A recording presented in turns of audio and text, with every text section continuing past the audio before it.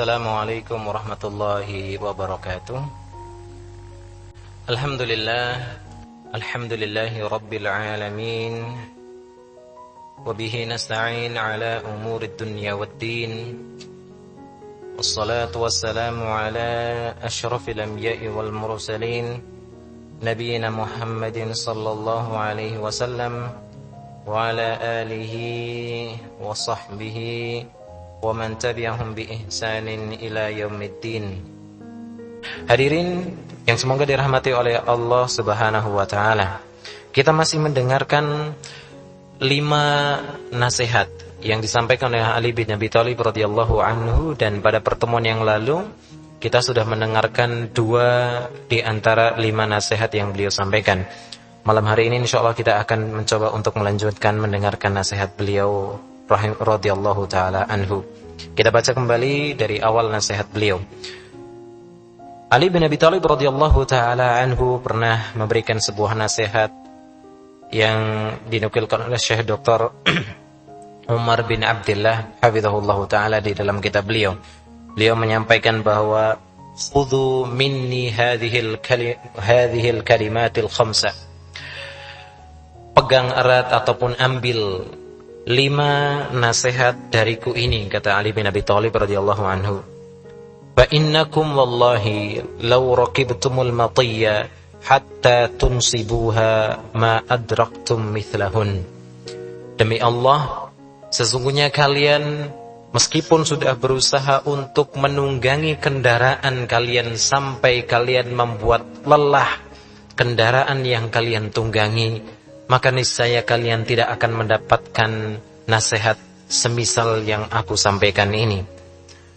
Beliau kemudian menyampaikan di antara nasihat yang kemarin kita sudah sampaikan adalah la yarjuwanna 'abdun illa rabbah. Seorang hamba itu hendaklah tidak menggantungkan harapannya kecuali hanya kepada Rabb-Nya, yaitu Allah Subhanahu wa taala. Hendaklah seorang hamba menggantungkan harapannya kepada Allah Subhanahu wa taala. Wala yakhafanna illa dzanbah.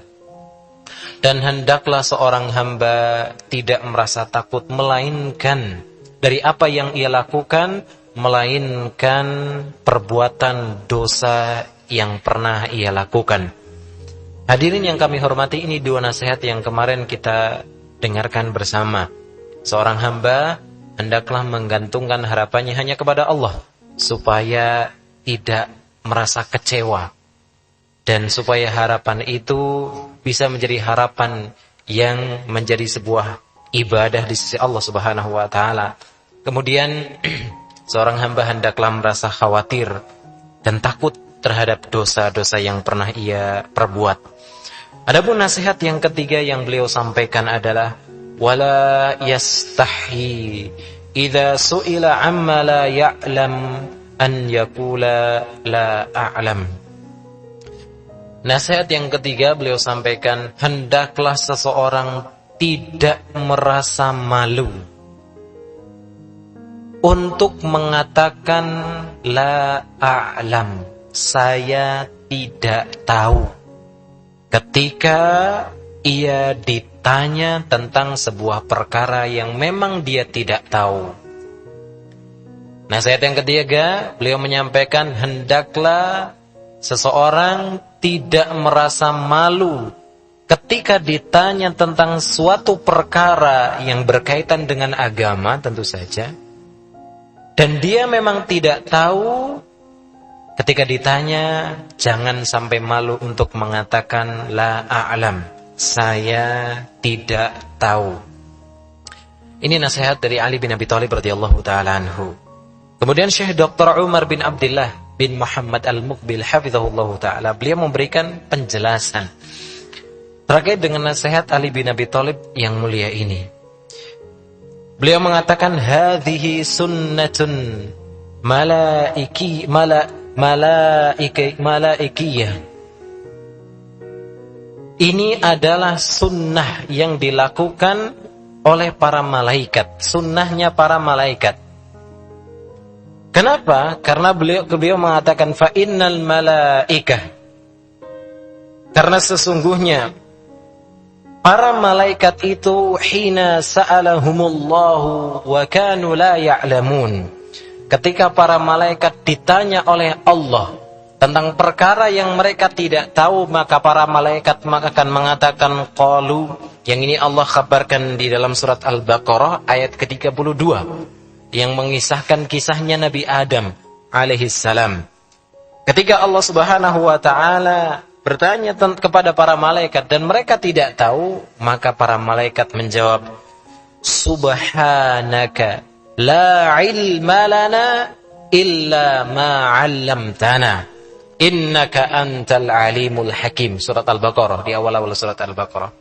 Para malaikat tatkala ditanya dan mereka tidak tahu, mereka mengatakan subhanak, maha suci engkau ya Allah, la ilma lana illa ma 'allamtana. Sesungguhnya kami tidak punya ilmu, kami tidak tahu tentang suatu perkara kecuali yang engkau ajarkan kepada kami ya Allah. Hadirin yang kami hormati, ini kebiasaan malaikat. Ini yang dilakukan malaikat. Ketika ditanya tentang satu perkara, mereka mengatakan nggak tahu ketika memang mereka tidak tahu. Maka jamaah sekalian yang kami hormati, nasihat ini menjadi nasihat yang berharga bagi kita, terutama di zaman-zaman saat ini. Jika seandainya kita memang bukan orang yang berkompeten dalam hal satu ilmu tentang, terutama dalam hal urusan agama, kemudian kita tidak tahu dan ditanya, maka jangan sampai kita malu untuk mengatakan mohon maaf, saya tidak tahu. Ini nasihat Ali bin Abi Thalib radhiyallahu taala anhu. Kemudian Syekh Dr. Umar hafizahullah taala beliau melanjutkan, wala ajidu fi bayani hadhil jumlah khairan min dzikri ba'di ma ruwiya 'anil Imam Malik rahimahullahu taala. Saya tidak mendapati terkait penjelasan dari apa yang disampaikan Ali bin Abi Thalib yang lebih baik dan lebih indah dibandingkan apa yang diriwayatkan terkait dengan kisahnya Imam Malik rahimahullahu taala, salah satu imam besar dari 4 imam madhab, Imam Malik rahimahullahu taala. Kama fil qissatil masyhurah, sebagaimana ada dalam sebuah kisah yang masyhur, kisah yang sering kali kita dengar barangkali kalau yang memang sudah sering mendengarnya. Allati rawaha Abdurrahman ibnu Mahdi, yang diriwayatkan oleh Abdurrahman bin Mahdi rahimahullahu taala. Yaqul, beliau menceritakan ketika itu, kunna 'inda Malik ibni Anas. Dahulu, kata Abdurrahman bin Mahdi rahimahullahu taala, dahulu kami pernah berada di sisi Imam Malik rahimahullahu taala. Faja'ahu rajulun, tiba-tiba datang seorang laki-laki. Faqala, dan laki-laki itu pun kemudian berkata, ya Aba Abdillah, wahai Abu Abdillah. Maksudnya Imam Malik, kunyahnya adalah Abu Abdillah. Wahai Abu Abdillah, wahai Imam Malik, ji'tuka min masirati sittati ashhur. Saya datang ke sini, datang ke kota Madinah, karena Imam Malik adalah Imam Darul Hijrah, Darul Hijrah, Imam Darul Hijrah, imamnya kota Madinah ketika itu, Imam Malik rahimahullah ta'ala. Saya datang ke sini, saya sudah melakukan perjalanan, jarak yang saya tempuh ke sini yang dibutuhkan adalah 6 bulan, wahai Imam Malik. Saya dari jauh, saya 6 bulan melakukan perjalanan ke kota Madinah ini. Hammalani ahlu baladi mas'alatan as'aluka anha. Saya datang ke sini karena ada beberapa permasalahan yang dialami oleh kaum kami di sana, dan kami ingin bertanya kepadamu wahai imam. Qala, maka Imam Malik rahimahullah ta'ala berkata, fasal, baik silahkan tanyakan tentang permasalahan tersebut. Fasalahu ar-rajulu an mas'alah. Maka kemudian laki-laki itu mulai bertanya tentang sebuah permasalahan kepada Imam Malik rahimahullah ta'ala.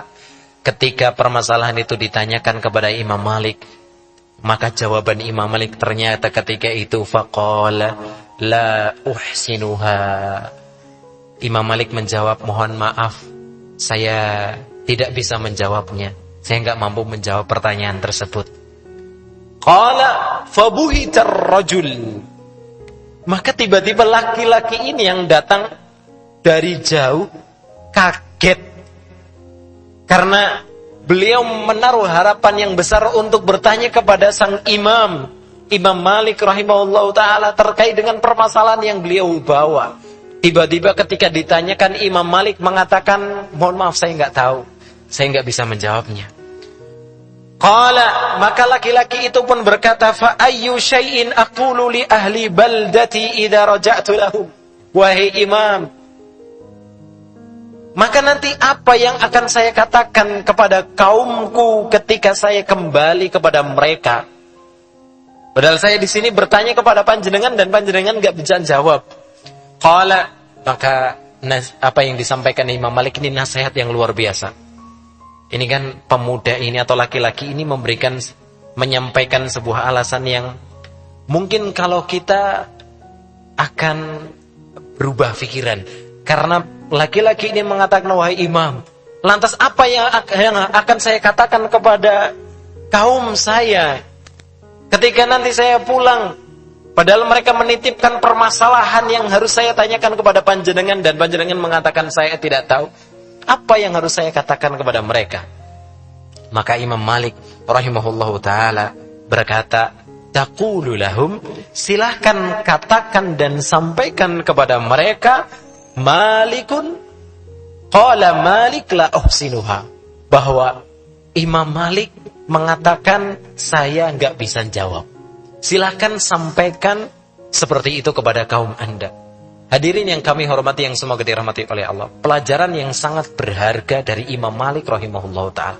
Pelajaran pertama, beliau mengajarkan kepada kita bahwa kalau memang tidak tahu tentang perkara agama, ya kemudian ditanya, jangan malu untuk menyampaikan saya nggak tahu. Jangan ragu untuk mengatakan saya tidak tahu, karena ketika seseorang menyampaikan perkara agama yang dia tidak tahu, tidak punya ilmunya, di situ justru bahaya untuk dirinya sendiri. Ya. Kemudian pelajaran yang kedua, beliau mengajarkan kepada kita agar menurunkan ego dan gak malu dalam hal kebaikan. Karena ini kebaikan. Ketika kita mengatakan la a'lam, itu kebaikan. Bahkan sebagian ulama, ya di antaranya Abu Dawud rahimahullahu ta'ala, beliau mengatakan qaulur rajuli fima la ya'lam, bahwasanya perkataan seseorang saya tidak tahu tentang perkara agama, semisal ditanya saya tidak tahu, beliau mengatakan nisful ilmi, ini adalah separuh dari ilmu. Karena dia tahu konsekuensi ketika dia berbicara tentang perkara yang dia tidak paham. Hadirin yang semoga dirahmati oleh Allah Subhanahu wa taala. Kemudian Syekh Dr. Umar hafizahullah ta'ala menukilkan perkataan Ibnu Wahab rahimahullah ta'ala. Beliau pernah mengatakan, Sami'tu Malikan yaqul, saya pernah mendengar Imam Malik rahimahullah ta'ala berkata, Yambaghi lil alim an ya'lafa fima ashkala alaih, hendaklah seorang yang punya ilmu membiasakan. Seorang yang punya ilmu, beliau mengatakan yambaghi lil alim, seorang yang punya ilmu hendaklah dia membiasakan fima ashkala alaihi, terhadap satu perkara yang dia di situ ada iskal, dia ada permasalahan yang belum bisa difahami di situ. Qaula la adri, hendaklah membiasakan untuk mengucapkan la adri. Hadirin yang kami hormati, ini Imam Malik rahimahullah ta'ala memberikan nasihat kepada lil alim, orang yang punya ilmu.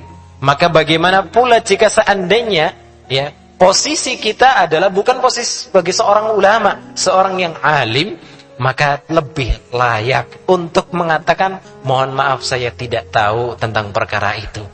Karena beliau saja memberikan nasihat kepada seorang yang alim untuk membiasakan kalimat tersebut.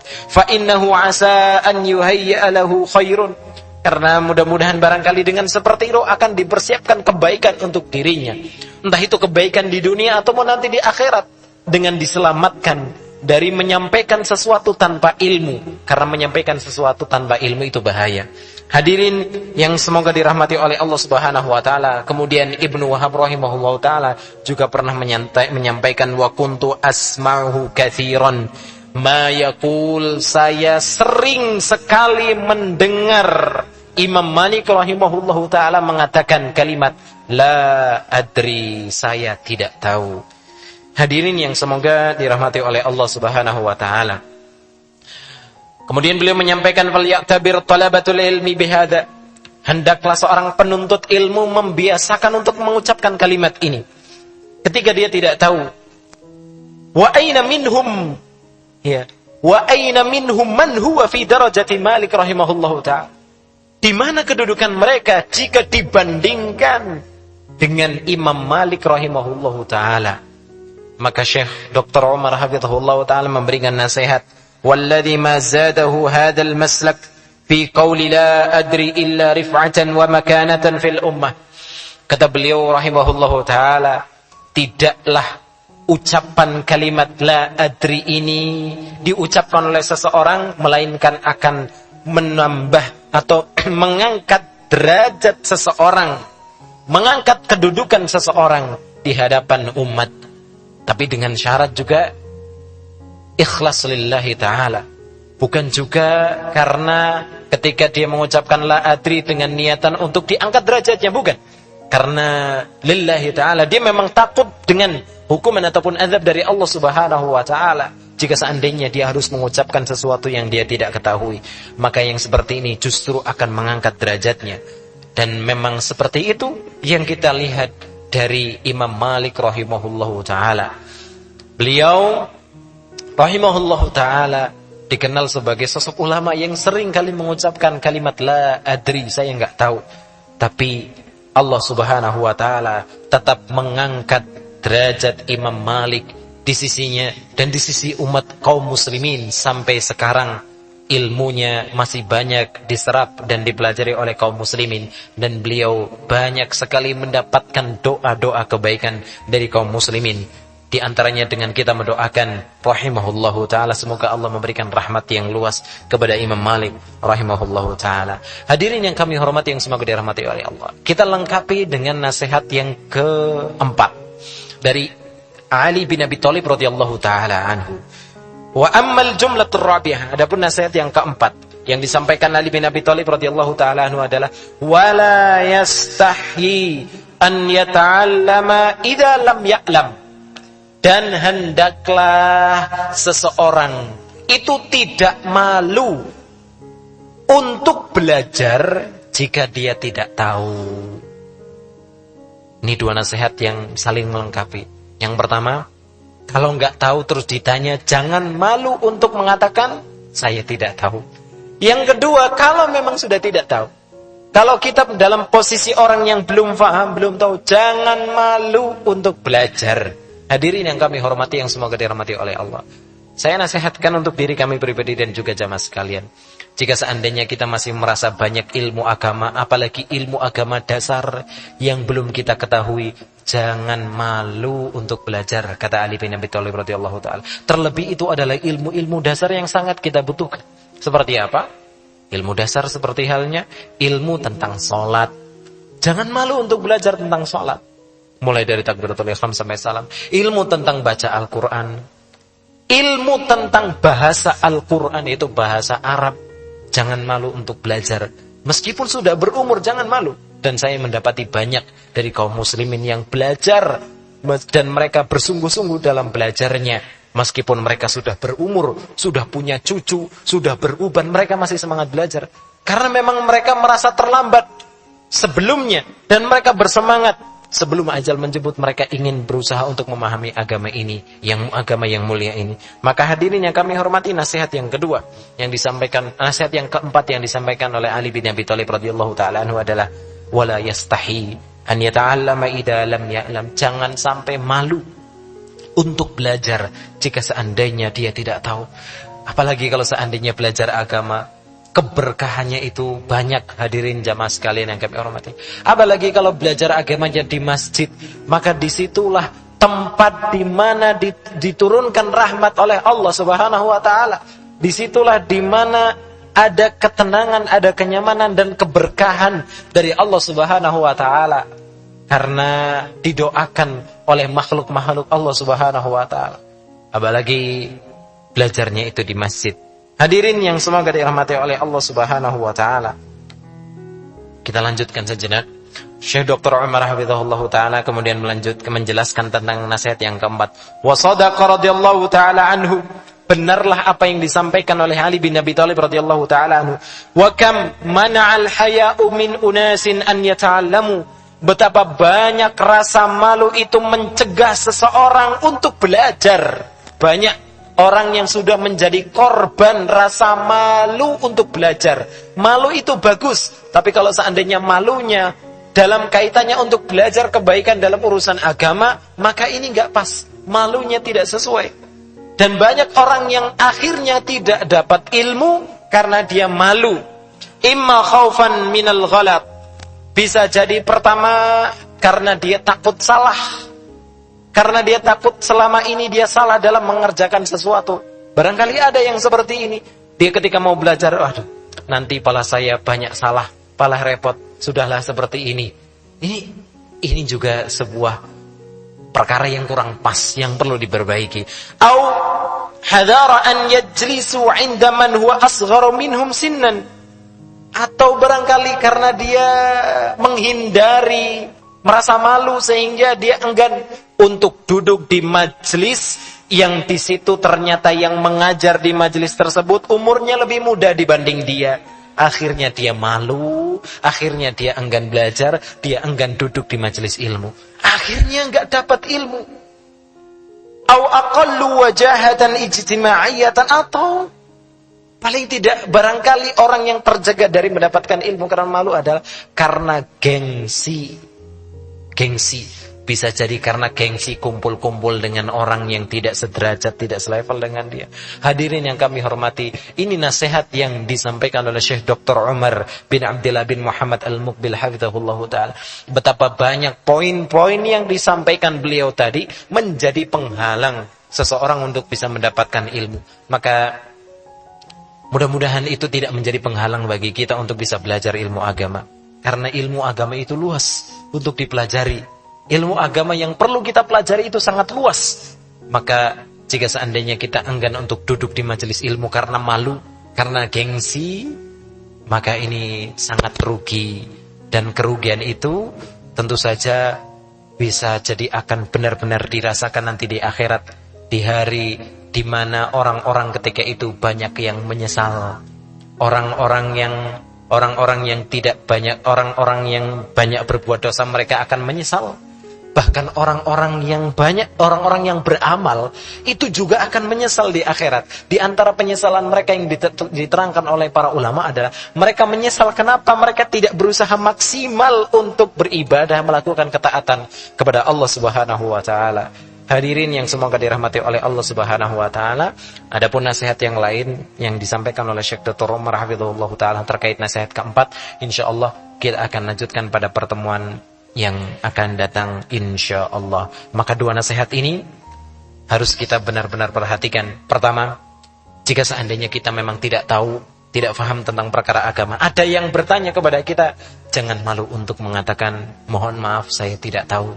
Silahkan tanyakan kepada yang lebih paham. Karena itu lebih menyelamatkan kita di hadapan Allah Subhanahu wa taala. Dan jika seandainya kita merasa bahwa banyak ilmu yang belum kita ketahui, banyak ilmu agama yang belum kita fahami, maka jangan malu untuk memulai, untuk belajar, mempelajari ilmu tersebut. Sebenarnya mudah-mudahan hal itu bisa menjadi hujah kita di hadapan Allah Subhanahu wa taala bahwa kita sudah berusaha untuk belajar. Kita sudah berusaha untuk belajar ketika kita hidup di dunia. Terima kasih atas perhatiannya dan mohon maaf apabila ada kesalahan. InsyaAllah kita akan lanjutkan pada pertemuan yang akan datang. Mudah-mudahan yang sedikit ini bisa menjadi ilmu yang bermanfaat bagi kita, bisa menjadi nasihat bagi diri kami pribadi dan juga jamaah sekalian. Terima kasih atas perhatiannya. Mohon maaf apabila ada kesalahan. Kita tutup dengan doa kafaratul majlis. Subhanakallahumma wa bihamdika asyhadu an la ilaha illa anta astaghfiruka wa atubu ilaik. Wassalamualaikum warahmatullahi wabarakatuh.